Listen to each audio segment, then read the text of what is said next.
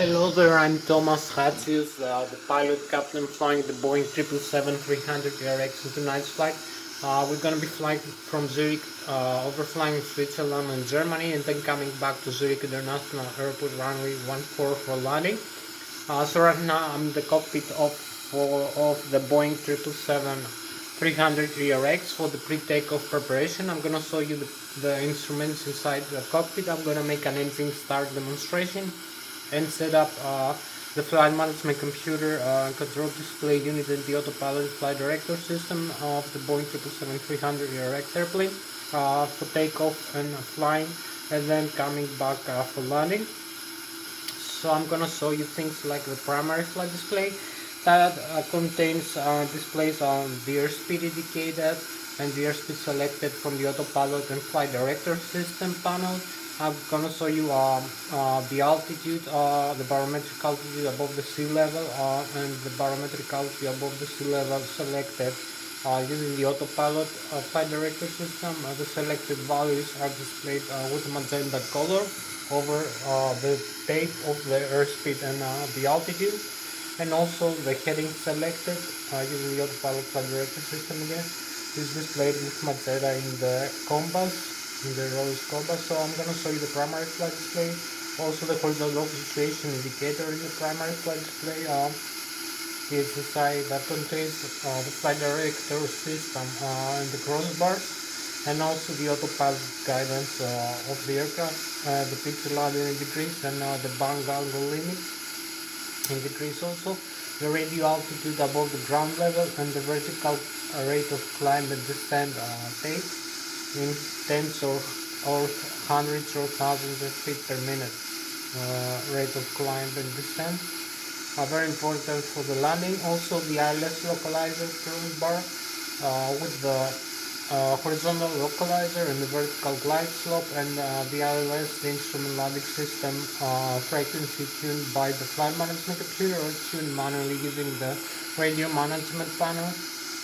Within the Lszh localizer for landing, guides the aircraft manually using the flight director or automatically using the autopilot auto land function. So we also have the flight mode annunciator in the primary flight display. You can see the modes of the auto throttle and the autopilot, the vertical and the horizontal navigation, and also other functions. So I'm gonna show you here. You can see the primary flight display that I told you. You can see the minimum airspeed displayed 13 knots. Right now the ground speed is 0, and also the barometric altitude above the sea level is 1,430 feet. The radio altitude is -2. We are 2 feet above the ground level. 200 is the airspeed selected, and 10,000 is the barometric altitude selected. Also we have the heading selected here, 360. You can see 360 is displayed here in the magnetic and true heading, magnetic compass and true heading.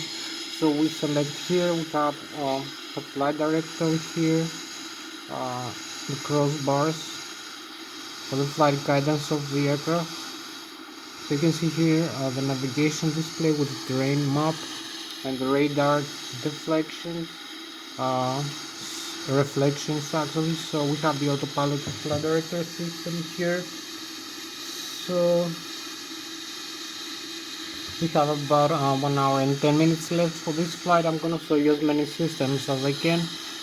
So you can see here is, as I said, it's the pressure, the barometric pressure, 39.92 inches hydroxyris. You can see the barometric altitude above the sea level. So this is a very important instrument. We have also the navigation display. The navigation display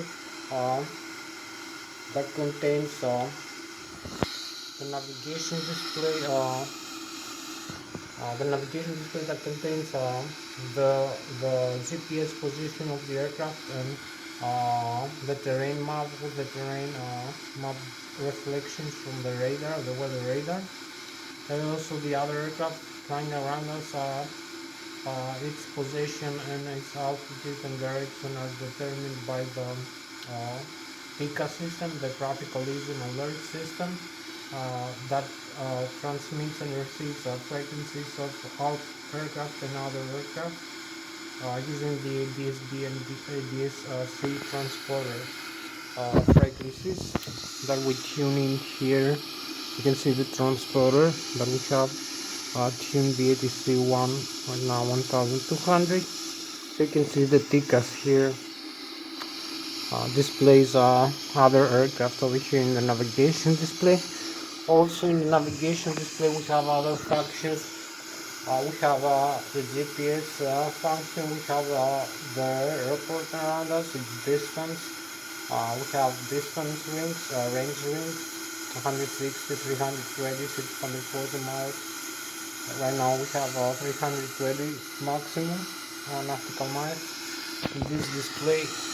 So you can see also the terrain, the red, green and yellow. The red is the maximum, the green is the minimum and the yellow is the intermediate. We also have the water and the sea displayed with blue, like rivers and lakes. And you can see the airports, you can see the navigate, you can see the magnetic control heading. Also we have magnetic compass with true north pole and the magnetic north pole difference. We have the magnetic variation depending on where we are in the globe, in the earth. We have difference between magnetic and the true north pole and the magnetic north pole, regular magnetic north pole. So this affects the navigation of the aircraft. And using the air data and also a reference unit that we use to align the aircraft position. I'm gonna show you the ADIRU. The ADIRU contains all the data that you see over here, like the GPS position, also the barometric altitude. It manages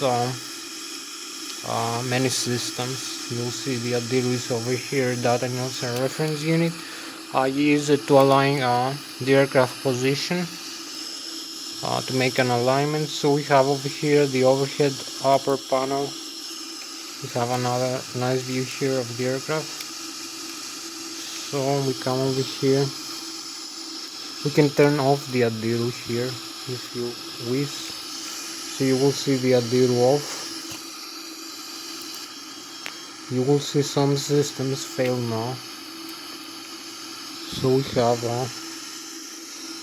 navigation, air data and Lszh reference unit, inertial SATCOM data link, SATCOM TICA, SAT voice loss, no auto land. So there's some systems lost because we lost our GPS position and inertial. We have gyroscopic laser positioning. To align the aircraft position using laser gyroscope for the aircraft flying. It has some gyroscopic acceleration and deceleration rates using the gyroscopic vertical and horizontal. So we have 3 O2 GPS receivers. We have the air data there, the barometric altitude using barometric static, the pitot static pressure, and also we have the dynamic airspeed using the pitot dynamic tube sensor. We also have the difference between the barometric altitude and the rate of climb, the descent, and also the the compass with the magnetic heading, and also the magnetic groove variation, and also other data like because the GPS and all the angles attached to the display. So it manages and displays all the data here in this display. The captain in the first office. Right now we lost them, so we have to reconnect this. You can see the audio is off. We reconnect this back to the on. We need to align the aircraft, still not aligned, so we'll make an alignment here.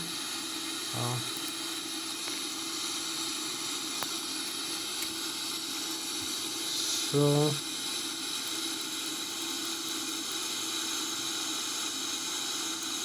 make an alignment. FMC, you can see the position initialize. You can see GPS reference airport LSZ8.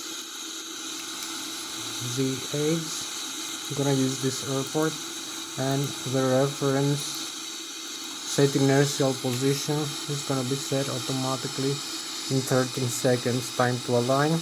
Over here, align the gyroscopes. So we lose the primary flight display as the alignment of the gyroscopes takes place in both. So we have it back. We have also the radar. You see the radar scan back function. It's like so. I will show you some other. You can see the position levels there. In the menu, we have the display zone.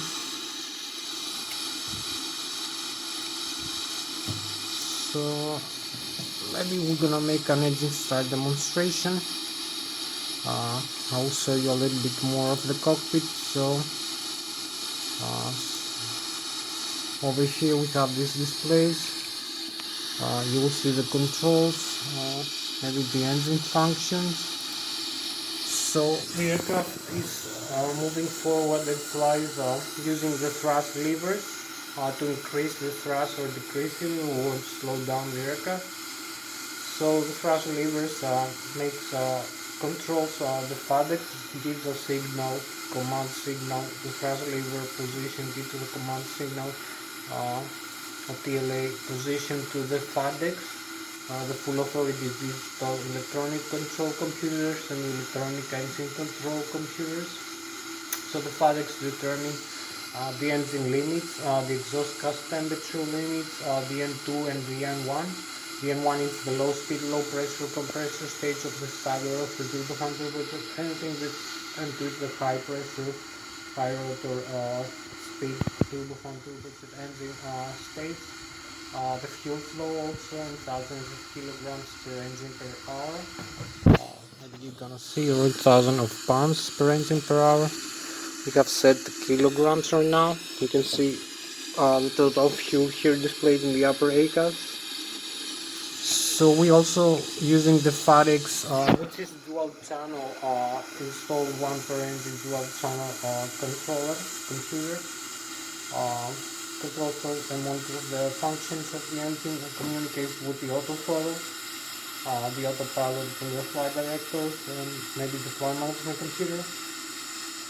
And also the thrust lever position for controlling manually this aircraft. So you can see the electronic engine control computers over here in the overhead panel.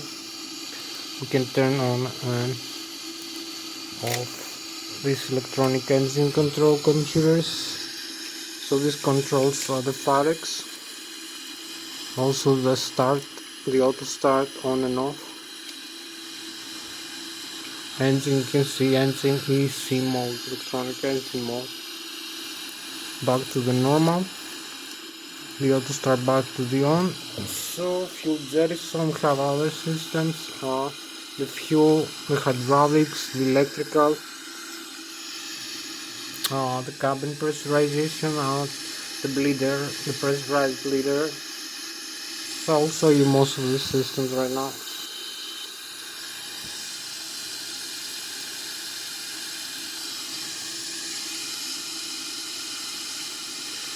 So you will see I'm moving the thrust levers over here that have the side stick controller.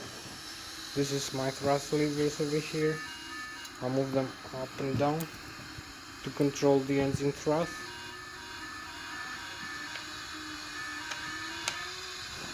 I'm using also the side seat.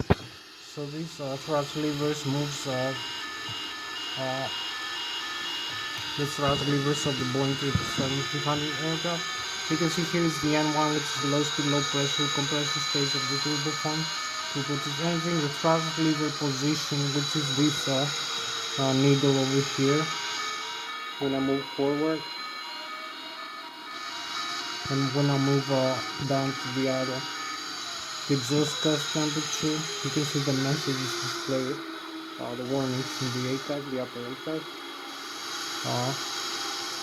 So here is the N2, which is the high pressure, high rotor stage of the high speed rotors shaft of the turbofan. To put it engine, the fuel flow per engine per hour is 3.5 thousand kilograms. In the idle it's about 1000 kilograms. So it should be lower than that. The oil pressure, oil temperature, oil quantity. Vibration, all this displays by the FADEX, the full authority digital electronic control computers. We have also other displays. These displays are the ACAS of the aircraft. The ACAS, the upper ACAS and the lower ACAS. The identification of your alert system. The upper ACAS display permanent information, the one you see right now. The N1 from the left and the right, turbofan reported engine, the exhaust gas temperature, some warnings with yellow and with red. The landing gear down or up, the duct pressure, the outflow duct pressure from the engines that is being used mainly for the cabin pressurization, also for wing and engine at the eyes from the 5th and the 9th stage of the turbofans usually. The cabin altitude and the outflow valve position, the total fuel, the landing gear and the flaps position. So it displays many information, the upper ACAS, which is permanent except from the warning, which can be different. So if I move the thrust levers, you can see this is the thrust levers. We use the this is the flaps lever, excuse me. We use the flaps to increase the surface area of the wings. It's about the flight control for the aircraft. So increasing the surface area of the wings using the flaps and the flap system gives you more surface area in the wing, gives you more lift. Decreasing the flaps, the slots, the drop pendulum gives you less lift.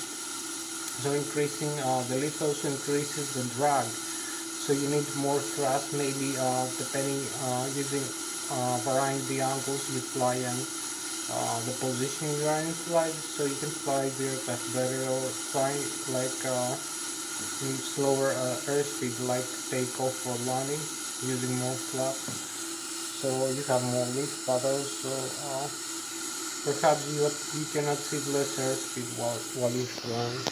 So you can see the data here, you can see the flaps position here. So this is the flaps, this I told you the thrust levers, you can see the thrust levers. We have the auto throttle disconnect. This is the thrust reverse over here. Removing this also extends the speed brake. So this disarms the thrust reverse, this is arming the thrust reverse. You will see the thrust reverse over here in the ACAS. The red with green over the N1. We have the red on the left and right end. So if we look outside, you will see the thrust reverses blocker doors are deployed. So this slows down the aircraft after landing, mainly along with the brakes, the braking system. So this is extending the blocker door again, the outflow off from the bypasser stage of the turbofan and turbojet engines. So this is retracting them again. You can see the control wheel and the control column here, the yoke of the Boeing 777-300 aircraft for the flight controls management.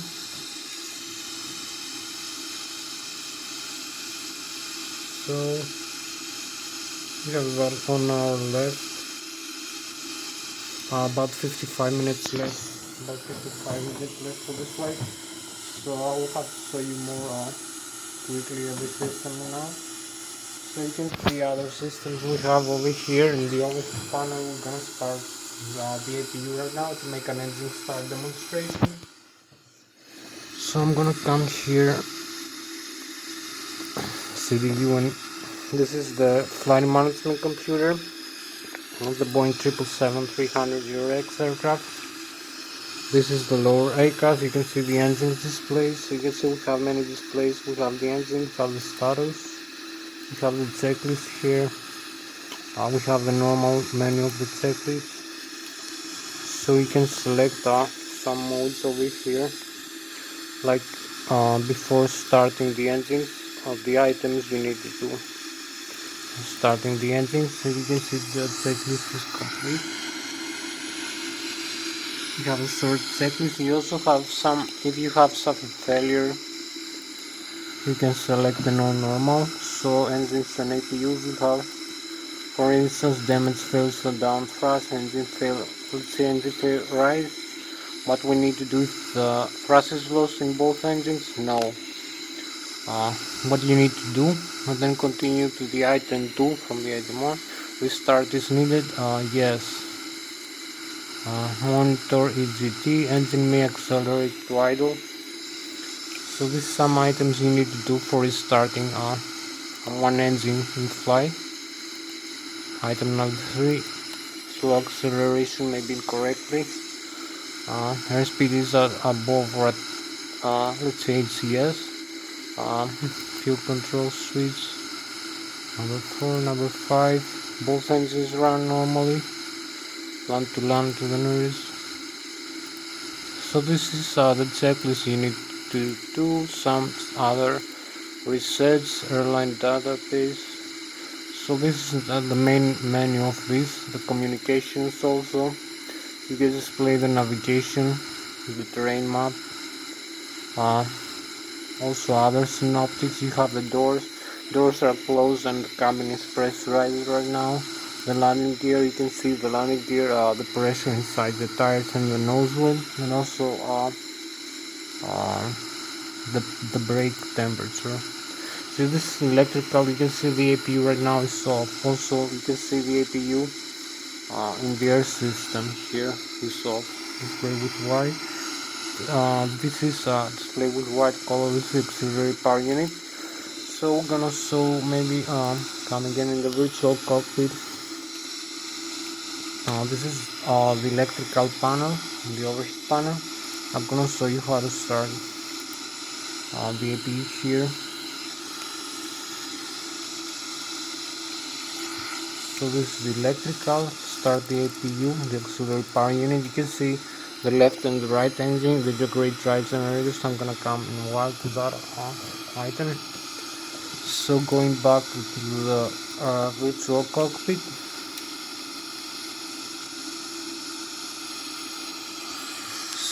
So I'm gonna show you now the flight control system of this aircraft.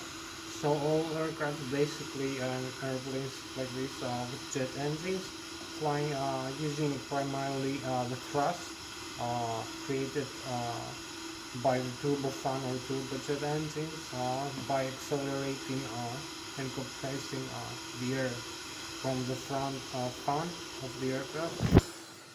You can see the front fan here that is spinning with the spinner and the shaft of the turbofan engine. So you can also see it here in this front view. You have both two engines. Two engines provide more redundancy and also balance the aircraft in flight when we have symmetric thrust, when both engines function simultaneously.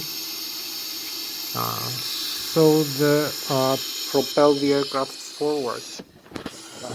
By propelling the aircraft forward using the thrust distance between the forward and the backward by pressurizing the air and also burning fuel that expands the hot gases that have been creating a jet stream in the back of the turbofan engine.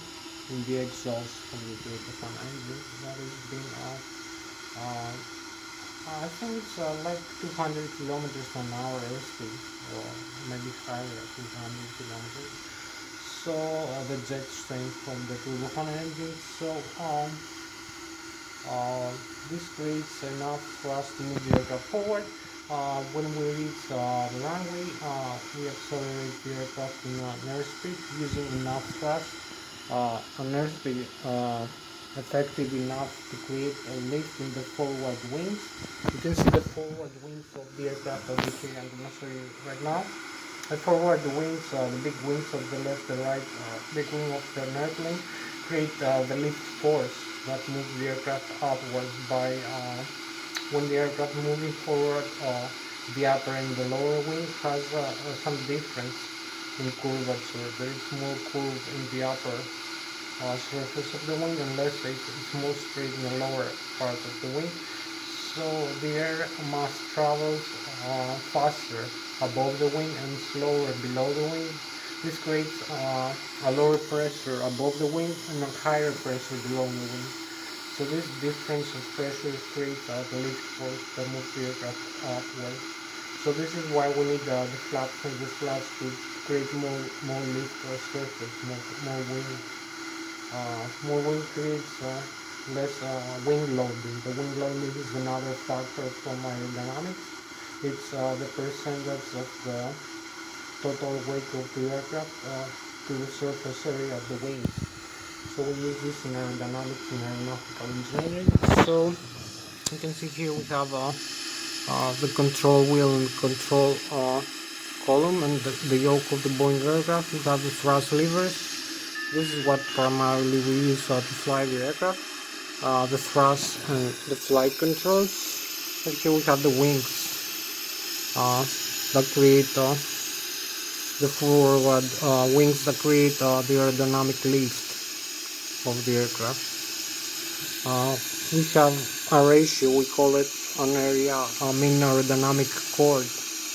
It's about located 35% of the mean aerodynamic chord. This is the position of the maximum aerodynamic pressure most of the time. So a position where usually the center of gravity is located at forward and it makes the aircraft balance in flight using its horizontal tail lever arm force, because the horizontal tail also extends a force, a downward or upward force to keep the aircraft nose up and down around its center of gravity and its center of aerodynamic pressure. So you can see how is this located here in this aircraft. So we have another, this is the center of aerodynamic pressure, the center of gravity, pretty much about here in this section. This is the high lift devices of the aircraft, the forward wings. The horizontal tail provides using the horizontal stabilizer trim position, the stabilizer trim, and also the elevator pitch up and pitch down. We also have the rudder, the vertical tail, also is focused on the center of gravity. Everything transverses the center of gravity and the center of pressure of the aerodynamic wing surfaces of the aircraft. So if we use some Newton's physics, some mathematics, some trigonometry, some trigonometric angles, sinus and cosinus and tangent angles, we can calculate the lift force in the wings. We can calculate the lever arm, the mass times the distance from the center of gravity and the center of aerodynamic pressure all the way back to the horizontal tail and the vertical tail of the aircraft, where most of the directional moment forces are created. So we need a moment force using Newton's physics and Z loads. So it has a lot of explanations. We also have you can see if I use this side stick here, I can modify the position of the horizontal tail elevator and also the other ones and the spoilers of the wings, and also the vertical tail rudder position. So this provides for the directional control of the aircraft in flight using alongside the thrust from the engine. So you can use a lot of mathematics, a lot of physics, Newton's physics and aerodynamics, flight dynamics also for the engines, pretty much the same. We have thrust from the engines, we have also lift from the engines, some lift a little bit. So we also have other factors I will show you.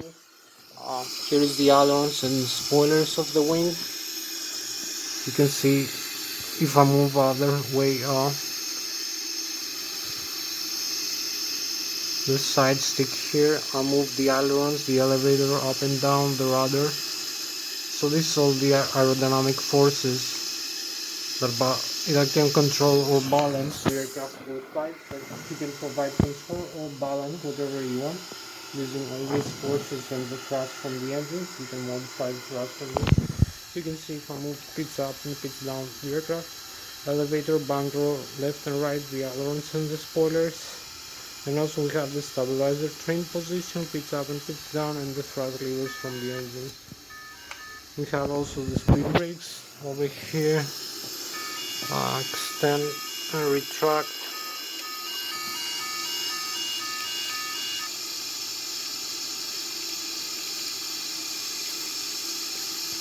So you can see here,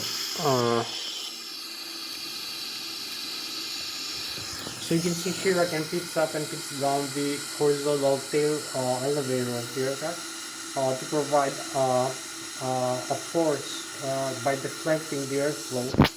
So what you do here is deflect the airflow as you fly using the elevator. The airflow pitch up the nose of the aircraft, pitch down the nose of the aircraft using the elevator.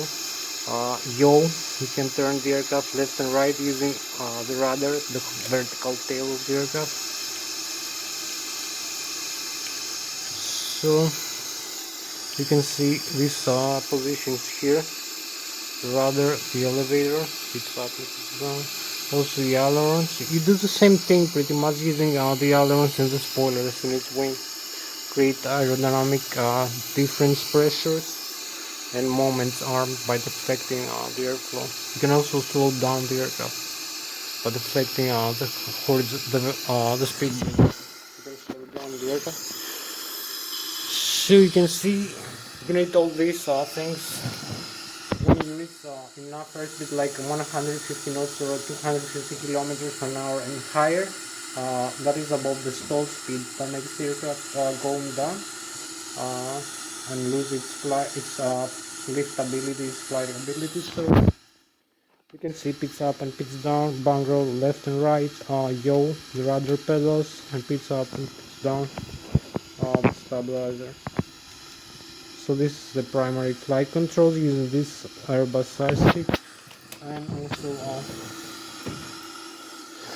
the flight controls here in this Boeing aircraft. So we have about 38 minutes left. You can see pitch up and pitch down, bank roll left and right. You have effective flight control. When you have enough airspeed and enough airflow to deflect.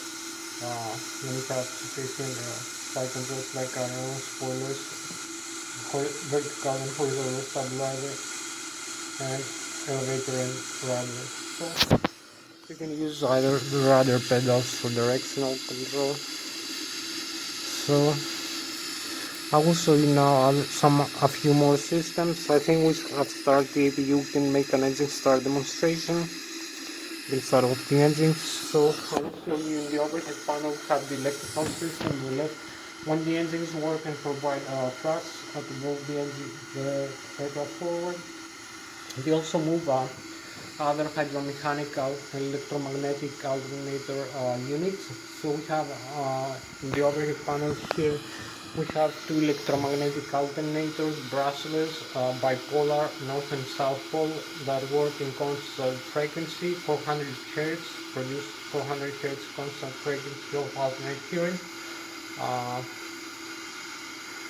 So it's 150 volts, 200 volts maximum, minimum and maximum, 400 hertz alternate current frequency, about 120,000 kilovolts or 120,000 watts each one. Left and right engine. When the engine works, produce thrust, it also produce alternate current, as I said, by means of electromagnetic inductors. Alternate current electromagnetic inductors. Also, we have the backup electrical electromagnetic inductors that use maybe a different principle to produce 25,000 kilovolts to 5,000 watts of electrical energy. So you can see this here, the left and right wing engine electromagnetic alternator controllers. I will show you now. So we have this nice view again. Then I will show you the autopilot system. So you can see we can turn off the bus tie contactors. This is the left and the right engine electromagnetic contactors. This is the drive. You should not disconnect the drive in flight. This is the APU, the auxiliary power unit, the left bus tie, the right bus tie, the backup generator. This is 120,000 volts. We can convert this current into direct current using transformer rectifier. Okay, we will convert the alternate current to direct current. So you can see now we have turned off electric generator, off right and off left. We'll turn off also the backup generators. We have lost, but we have the APU as a backup that produces another 100. The APU also provides 100,000 kilovolts or 100,000 watts alternate current, 400 hertz, 150 volts, 200 volts maximum, 400 hertz, three-phase. So using a four-wire system, we also have the battery, the primary in the APU, 28 volts, 447 ampere hours. That can convert the direct current from the batteries into alternate current using the static inverters. So you can see the system also here, the battery. So we can reconnect these. So if I come in this view, the city view, so you see the electrical, the left drive, the right drive, electromagnetic alternators, 150 volts, 400 hertz frequency, 120,000 kilovolts each one, 25,000 kilovolts the backups, and 120,000 kilovolts APU. So we have the hydraulics here. You can see the normal hydraulics are working, produce hydraulic pressure. We have the fuel system, left and right wing, left wing, right wing, forward and aft pumps working. The APU also, the total fuel, the cross feeds are off right now. So if I come here in the overhead panel, you have also the flight control computers here. This fly-by-wire aircraft, the thrust asymmetry compensator, the window sheet, some cargo fire here system. So we have the hydraulic also here, the pumps. I'm gonna show you, we're gonna turn them off. So we have the fuel, the crossfeed fuel, the fuel pumps here. You can see the controllers, the press. This is the fuel jettison. We can arm the fuel jettison here. We can eject fuel in flight to lose some weight if we need to make some emergency landing. This is the auto start connected also to the fuel system. We need to eject fuel. So coming back here to the view, and you can see now the arm of the fuel jettison, the nozzle. We can dump fuel in flight from the center tanks or from the inner wing tanks. So we have the left wing, the right wing. You can see the engine symbol here, the low and the high pressure, and the total fuel for 6,600 kilograms. So we display in the upper ACAS, and the fuel to remain. You can select how much fuel to remain using this switch on the overhead panel. You can increase and decrease the switch. Now it's armed. We disarmed it to the off, and the nozzle select. So this is the fuel pump. This is the hydraulics. I show you. You can turn off the hydraulic pumps. If we turn off the hydraulic, the left and the right engine driving hydraulics, we also have the hydraulic system. So you will see here we're gonna lose a lot of system because of the hydraulic system failure. So flaps, hydraulic pressure, so we'll lose all the flight controls and the flaps go down to the alternate mode. So you can see this warning, continuous warning here. So we come in the CDU. Here you will see we have zero pressure, 50 psi, which is minimum for the hydraulic system. You can see the left engine, the right engine driving, all this off, and the flight controls that we have. This flight controls that control the aircraft in flight, like the control column here in the wing. It's also lost. So there is no flight controls or other pedals. So you will see here the system, the stabilizer trim is frozen, the hydraulic left C and right. So the tail, the horizontal tail, the left, the right wing, the spoilers and the ailerons and the flaperons. You can see here we have no control right now. This is not a good condition for this aircraft. So if we come here in the overhead panel, we reconnect all these drives to the on. Save some time like that. The left and the right engine and the electrically driven. This is the electric here that I showed you before. This is the fuel system here. So we come over here, you will see in the CDU. We have back the flight controls now. It's normal. We can move the flight controls. We come in the hydraulic. We have 3000 psi from the left and the right engine, hydraulic pressure, and also from the backup another 3000 psi. You can see what it consumes. The flight controls, the horizontal and the vertical stabilizer, the rudder, the elevator, the aileron, spoilers, nose wheel steering, normal and alternate. So this is the fuel that I show you, the fuel system. And this is one last system to see the air system, the pressurized air. So if I come here in the overhead upper panel, one more time, we have like 28 minutes left for this flight, so I need to be a little bit faster. So you will see here we have the wing and engine on the ISO, so we have some lighting. We need to turn on this or leave it in the auto position, the wing and the engine VITI. We have the lighting system, the wipers here, the left window and the right windshield wipers. So we have the pressurization system for the cabin pressurization manual. Using these controllers, we open and close the outflow valves to pressurize or depressurize the cabin and select the landing altitude. We fix this fuel system here. So we leave it in the automatic for pressurizing the cabin of the aircraft. The cabin is pressurized by admitting air. You can see the L and ENG, the left engine, the right engine, symbol the APU, the auxiliary power unit. So we can close and turn on and off the outflow valves from the engines or the packs. I will explain in another flight. This is the pressurized air system from the engines and the APU. So we need to leave this everything in the auto. We can also use the APU pressurized air to pressurize the engine starter to start the engine. So you will see here in the CDU we have this. You can see the engine, the left engine, the right engine, the APU. So it admits a pressurized air from the left and the right engine. You can see the duct pressure. So this pressurizes the cabin.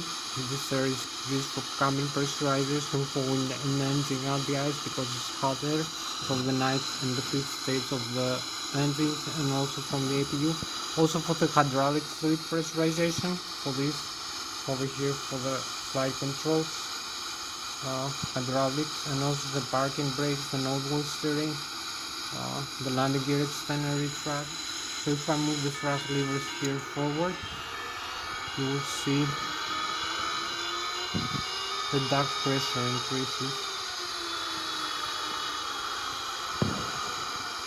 So we use also this for ventilating and air conditioning of the aircraft.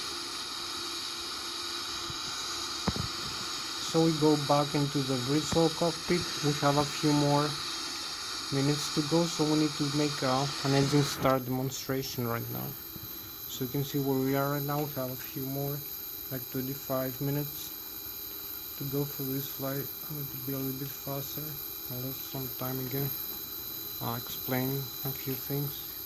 This is the Boeing 777, our airplane here. So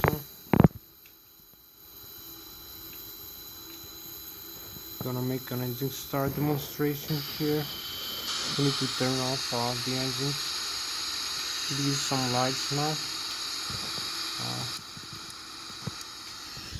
So now I'm gonna set off the fuel flow to the engines to make an engine start demonstration using the auto start system of the Boeing 777-300 ERX, and then create a flight plan and fly the aircraft for a while. So you can see here we have the fuel settles levers will turn off.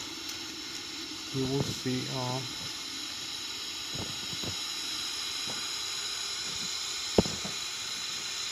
remote here the EMP the engine.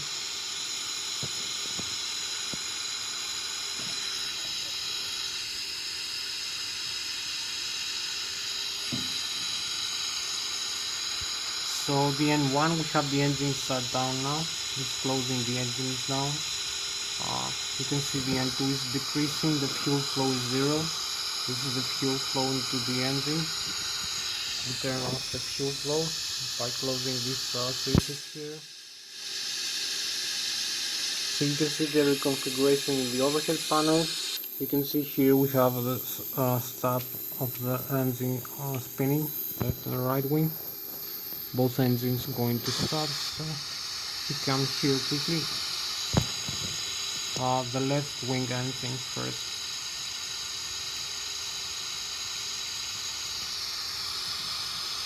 The N1 increases, fuel flow, the N2 fuel flow is 0. So when the N2 is enough, we can start the fuel flow into the left to either engine.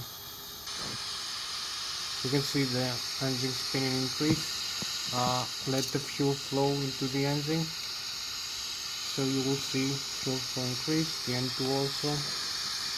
Fuel flow go over 0.4, 0.5. So we have the left wing engine here start spinning. So we started this wing engine. We're going to the other side now. The right wing engine is off, as you can see. We need to start this engine starter now. We have a few more minutes to go. Start the right wing engine or the start system now. You will see the reconfiguration here. Also the N1 increases here. The exhaust gas temperature.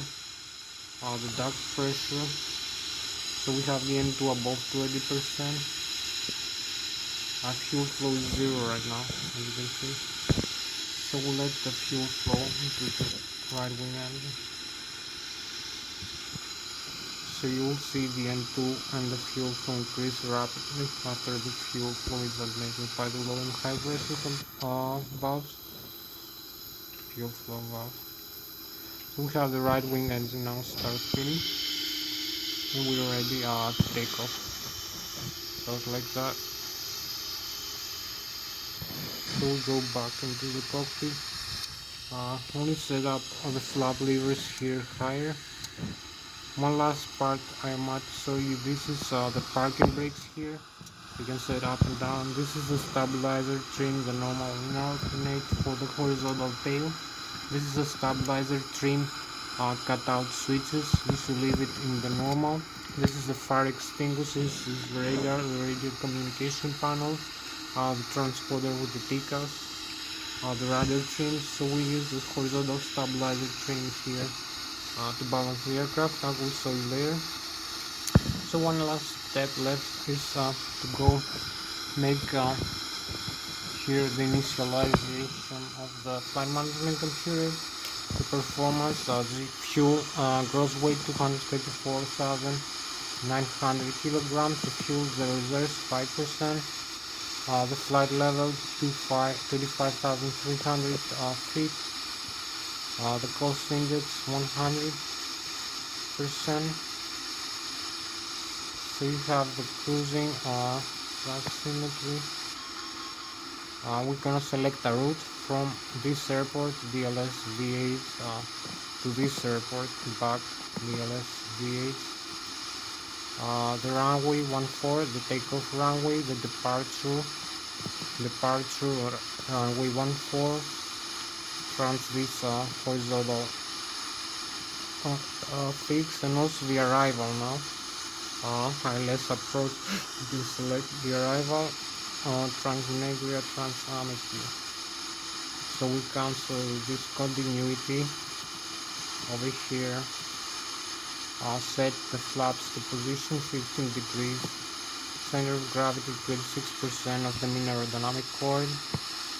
So we have the V-speeds on, hood, leg, activate the flight plan and execute. So we have the V-speeds here, 133, 140 and 154 with this gross weight and this center of gravity position extreme over here. So we set the autopilot here. I will show you. We have like 18 more minutes left for this flight. So we set the autopilot higher airspeed here, and also heading, the runway heading. We select here.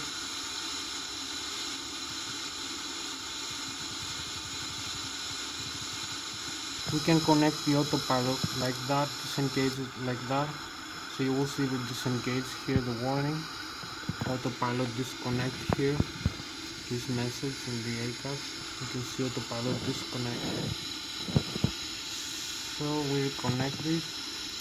136, you can see the altitude, the vertical rate of climb and descent. Over here, the VS spot. You can select vertical rate of climb and descent. You can select the LNAV, the airspeed here, the heading. So we select mostly this, and autopilot disengage, and the LNAV.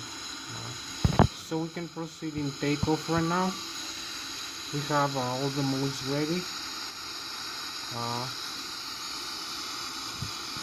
This means our aircraft is configured properly. We have the modes here. You can see the terrain scan.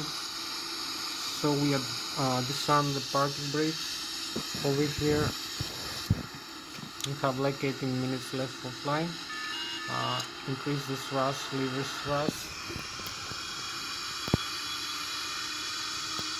and move on to the runway.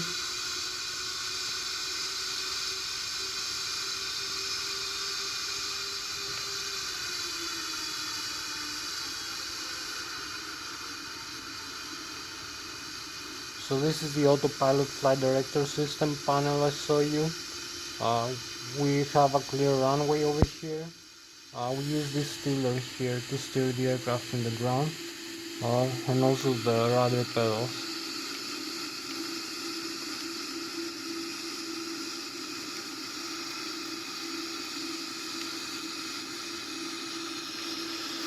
So we use the parking brake set again. You can see the outside view over here where we are in this runway. Just move it away from the tax limit. So we have about 20 minutes left for this flight. For best conditions. So here we are. This airplane is a Boeing 777-300 ERX.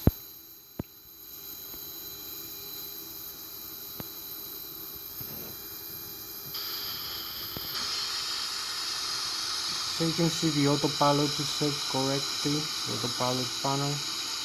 We advance the thrust levers here. We have the flaps set for takeoff. Also the stabilizer trim.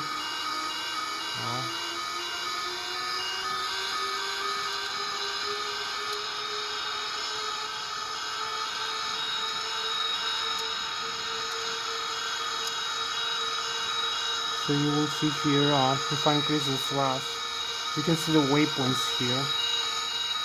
If I decrease the range here, the closer, like 40 nautical miles, you will see the flight plan here, the horizontal, the vertical flight path, the terrain closer to us, the flight directors with the Lszh localizer. So we have enough thrust. If I move the levers forward even further, you will see the N1, the exhaust gas temperature, the limit for takeoff over here. Have the takeoff limit set 105%, and here the N2 also, the fuel flow. So we can disarm the parking brake and go. We have like 18 more minutes for this flight. We have 74 knots. You can see the airspeed is increasing here in this primary flight display. We have V1.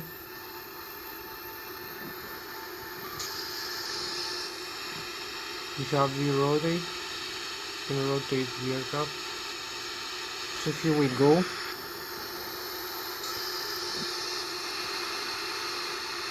We have positive rate of climb as we climb. So we retract the landing gear here. The gear is up. So you can see our radio altitude right now is 1,500 feet. Above 1,600, we have 18 minutes left for this flight. The rate of climb 7,000 feet per minute. One altitude of 35,000 feet, about 4 minutes left for this climb up and down. So we steer the aircraft like that using the controls here.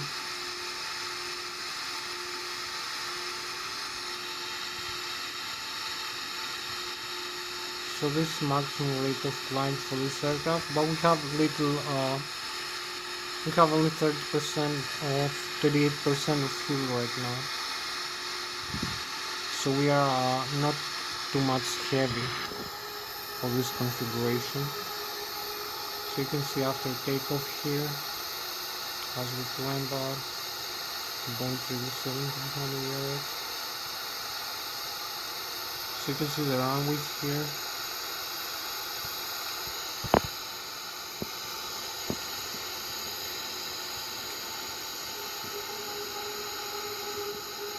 Hope you like my Boeing 777-300 ERX airplane as we climb out.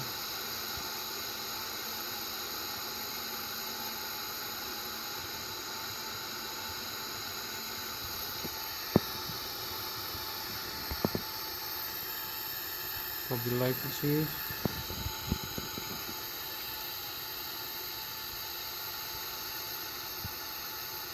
You can see this airplane.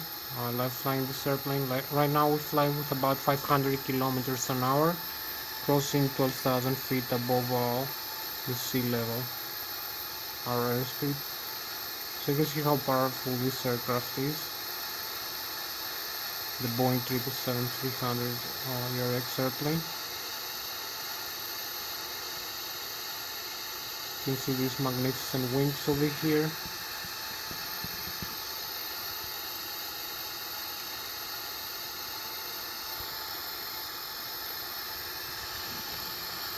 As we climb out above Switzerland and the Alps region, the region actually.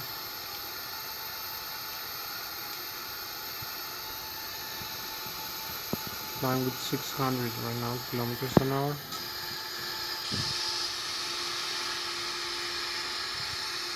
Mach 0.438, airspeed of 217 knots. Climbing up a little bit. Climb up. It's up the aircraft a little bit. So So maybe retract some flaps here. We don't need so many flaps. Just for this to climb up.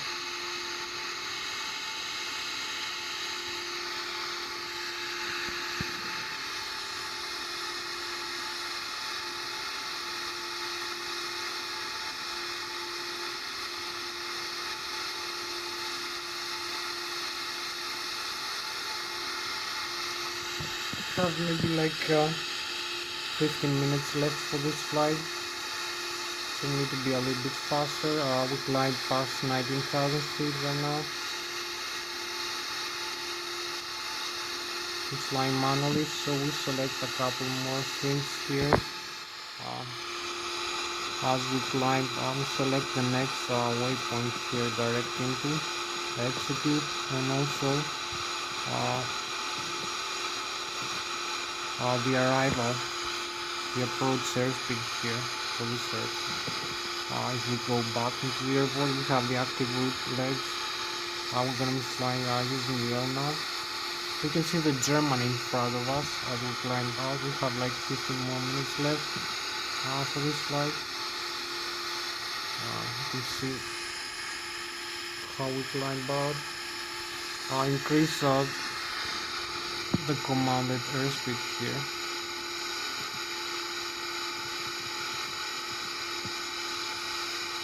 You can see the autopilot connect, the autopilot disengage, the airspeed, the heading, the altitude modes, the thrust levers here. So we keep climbing using maximum thrust right now. We need a couple more minutes so we start going back to the airport. Max 0.526 or 650 kilometers an hour, crossing 36,000 feet. So we have Germany in front of us, the Munich in front of us, the München and the Bavaria in this way. So this is Germany here. If we have some time, we're gonna be overflying now the Zurich. So you can see the chemtrails now and the contrails as we keep climbing. Have some nice views here, beautiful view. The galaxy, beautiful view also.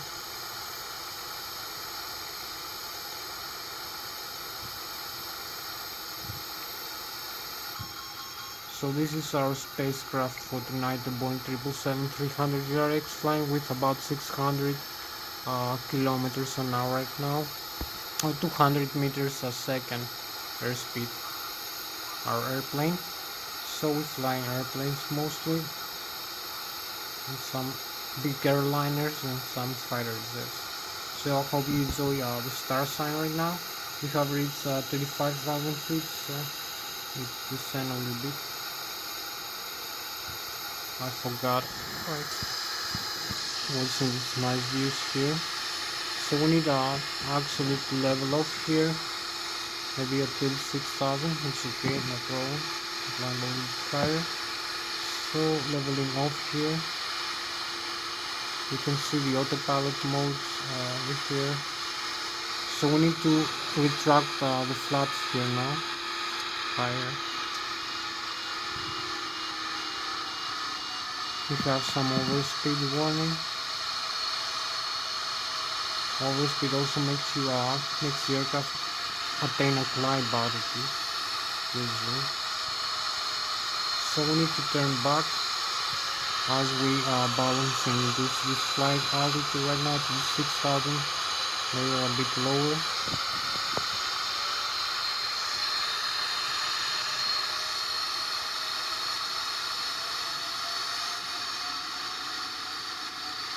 We have about 12 minutes left to go for this flight, so we need to be a little bit faster as we bang roll here.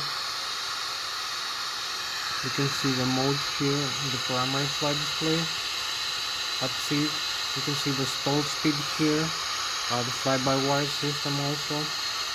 So we need maybe connect having higher airspeed is a good idea for this turn. So this is give us some more thrust using the auto throttle. You need also to balance the aircraft here in this altitude to fly director modes, as you can see, as we keep turning back into the airport.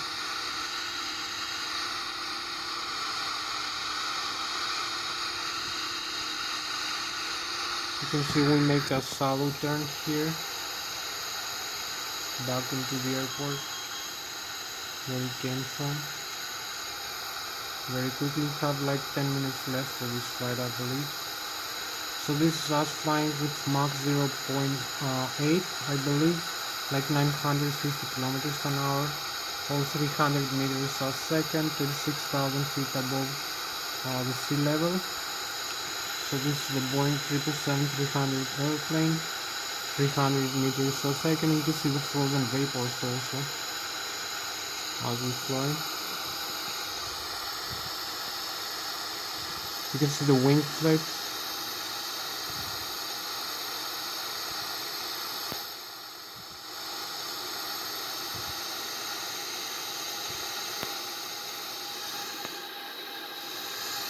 So we go back into our home. You can see the stars shining again.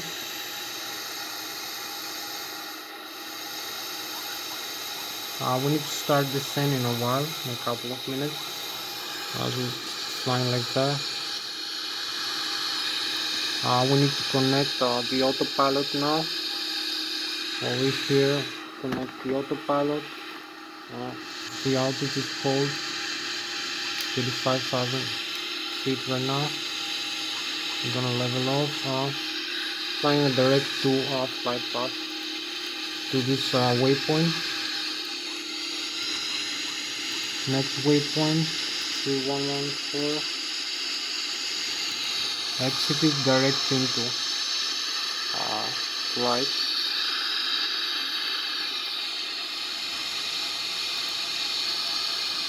So we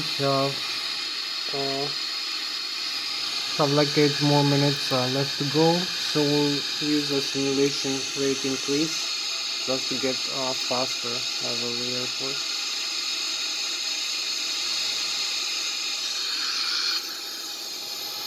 We keep flying with 300 meters a second. Over here, 35,000 feet.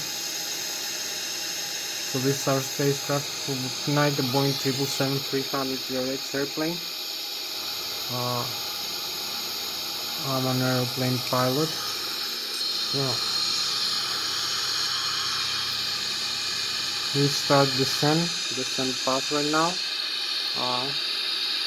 Because we cross this limit for descending to the airport. So we need to decrease the airspeed a little bit.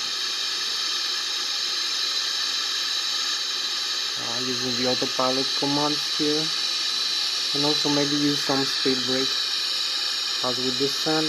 Maybe descend with a higher rate of descent. Use the vertical speed here. Increase the rate of descent. 3,900. So you can see speed brakes here. Speed brakes.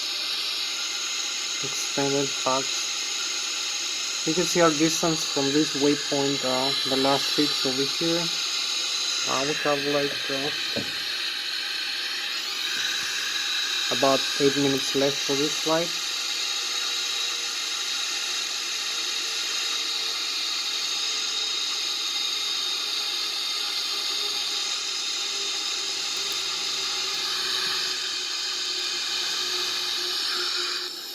Keep flying with about 700 kilometers an hour right now, or about 250 meters a second.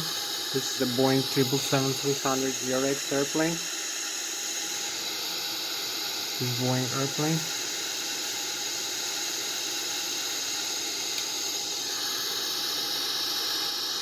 We have the runways. We need to slow down maybe a little bit further. Disconnect the autopilot now. We need to fly manually. Maybe decrease the airspeed a little bit further.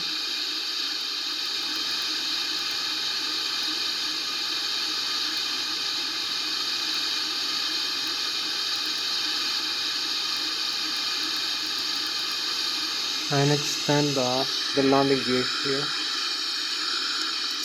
Extend the landing gear. gonna slow us down.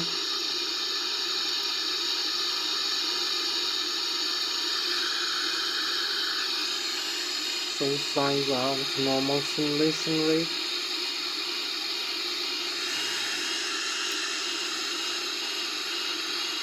Use maybe the landing airspeed over here.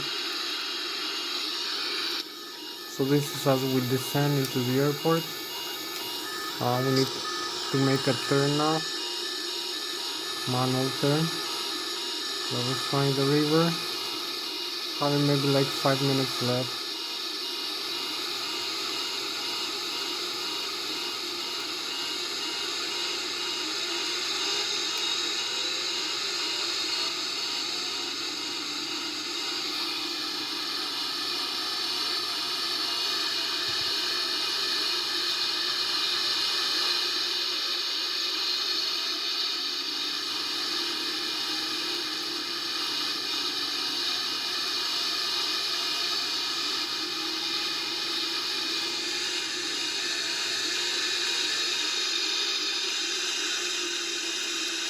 Use the ball localizer also, and some speed, some landing, some flaps now.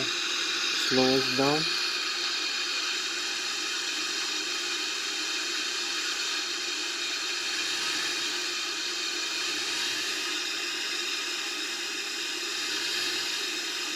So we're flying across the river. We have the runway over there, and we need to land.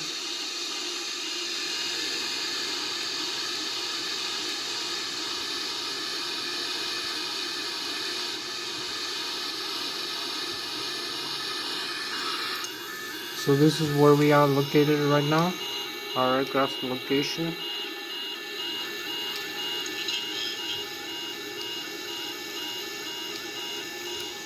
So we need to come for landing.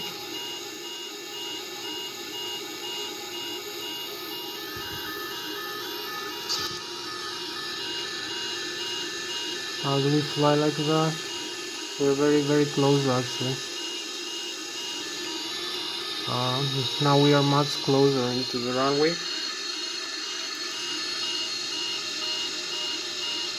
We have like 3 minutes left for this flight. So we can see we are in the Lszh localizer mode. You can see the Lszh localizer, the runway heading here. Here is the runway. Past the vertical glide slope, we have to stay into the vertical glide slope.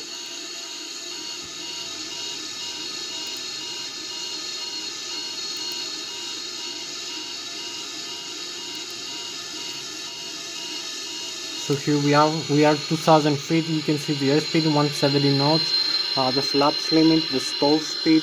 We can fly like that. We are 1800 feet above the ground level, and we have the runway over here, the runway heading. So this is how to fly the aircraft using an Lszh localizer. If you have a minimum visibility, you have to follow this. Make a turn to the left just before reaching the runway. Just to align here with the localizer, having like 2 more minutes left for this flight.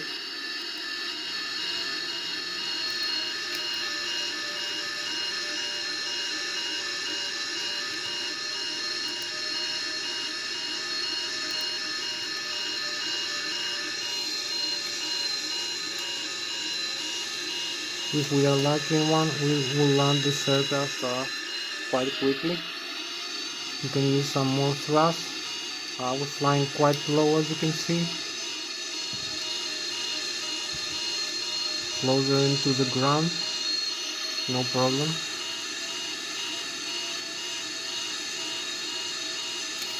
We have to turn off the warning about the autopilot with the radar.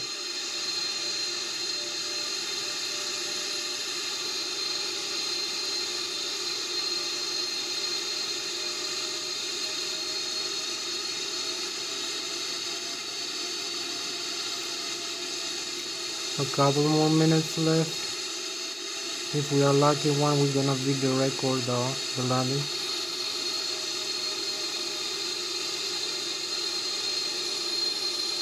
Let's see how closer we are into the ground.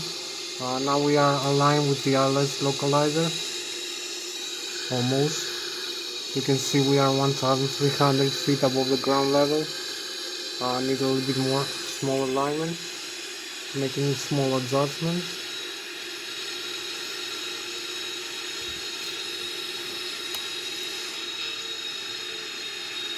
So we have 1 more minute left for this flight, as we are lucky one. It's just gonna record the touchdown because I'm limited for this video. 20, like a few more seconds.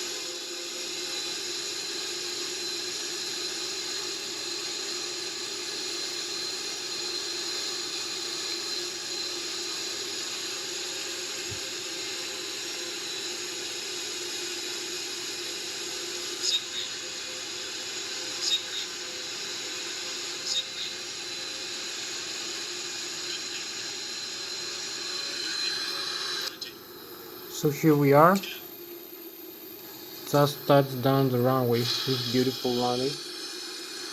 So parkings, brakes and reverse thrust, full reverse thrust.